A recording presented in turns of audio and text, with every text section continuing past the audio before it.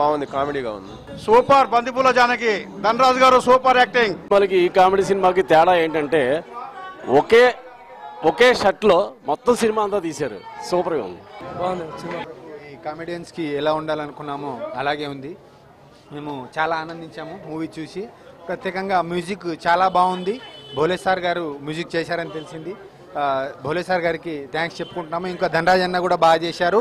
అలాగే heroine acting కూడా బాగుంది. పర్ఫెక్ట్గా అందరూ ఏదో అనుకున్నాము కామెడీగా, కానీ వాళ్ళు చేసింది మాత్రం ఒక డిఫరెంట్ కాన్సెప్ట్తో చాలా బాగా చేశారండి. మేము చాలా ఆనందిస్తున్నాము. థ్యాంక్ యూ అండి. బాగుందండి. Background score highlight. చాలా బాగుంది, కామెడీ ఉంది. సినిమా బాగుంది సార్, చాలా బాగుందండి. బాగుందండి. సూపర్. చాలా చాలా బాగుంది. Very nice concept. Full entertainment movie, comedy. చిన్న సినిమా కానీ జబ్బోడస్ ఉన్నది భయ్యా. సూపర్ ఉంది. బంతిపూల జానకి బాగుంది. బాగుంది. Nice movie. బాగుంది. It's good. ఒక 1.5 hour ఎంజాయ్ చేయొచ్చు. జబర్దస్త్. చాలా బాగుందండి. నేలుట్ల ప్రవీణ్ చందర్ గారు డైరెక్టర్ చేశారు, కళ్యాణ్ రామ్ గారు ప్రొడ్యూసరు. ఇలాంటి పెద్ద సినిమాల కన్నా ఎన్నో సినిమాలు, చిన్న సినిమాలు చేసి అందరినీ, ప్రజలకు, అభిమానులు ఆకట్టుకునే విధంగా చాలా కామెడీగా ఉంది.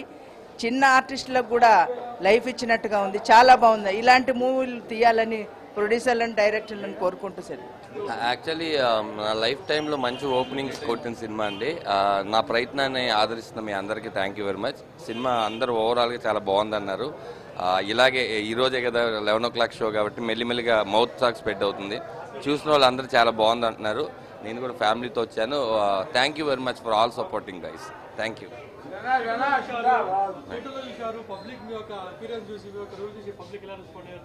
యా, వాళ్ళు చిన్న చిన్న పంచులు కూడా నవ్వుతుంటే చాలా హ్యాపీగా, మా కష్టాన్నంతా మర్చిపోయాం.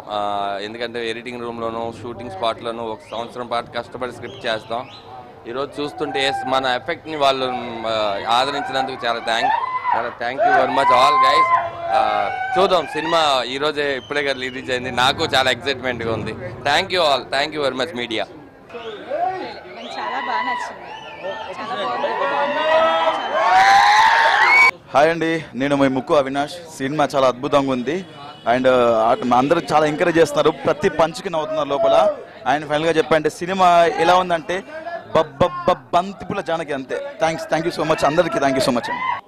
బంతిపూల జానకి మార్నింగ్ షో చూసి ఇప్పుడే బయటకు వస్తున్నాము. ప్రేక్షకుల స్పందన చూసి నాకు చాలా ఆనందంగా, లైవ్లో అంటే పబ్లిక్లో కూర్చొని చూస్తే ఎంత ఆనందం ఉంటుందనేది నాకు ఈ బంతిపూల జానకి ఈ సినిమా చూసినాక, బయటకు వచ్చినాక అర్థమైంది. ఈ బంతిపూల జానకి సినిమాకి డైరెక్టర్ని. నా పేరు Nellutla Praveen Chandra. Really it's rock.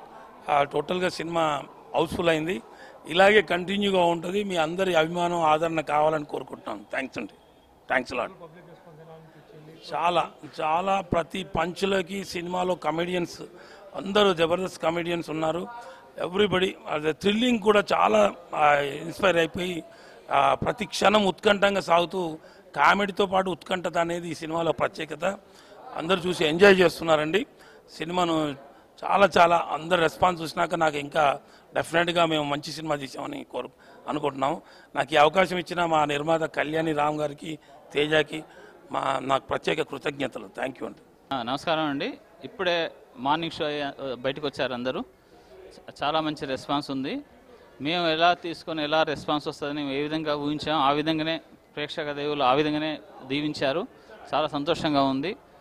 Collections కూడా రిపోర్ట్స్ వేరు ప్లేసెస్ నుంచి వచ్చినాయి. చాలా మంచి రెస్పాన్స్ ఉంది. ఇంకా మ్యాట్ని ఫస్ట్ షో ఇంకా పికప్ అందుకుంటుంది. ఈ విధంగానే ఆదరించాలని ప్రేక్షదేవులందరినీ మరొకసారి మా ఉజ్వల క్రియేషన్స్ తరఫున మేము విన్నపించుకుంటామండి.